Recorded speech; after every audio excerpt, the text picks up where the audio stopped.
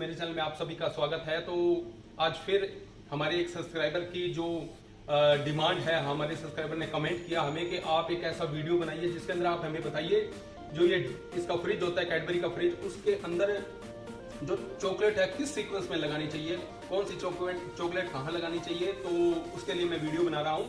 तो उसके अंदर मैं आपको बताऊंगा कि बड़ी चॉकलेट कहाँ लगानी चाहिए, छोटी चॉकलेट कहाँ यूज हो, मतलब कहाँ रखनी चाहिए। तो इसका टोटल मैं आपको वीडियो में दिखाऊंगा, तो वीडियो में साथ बने रहिए।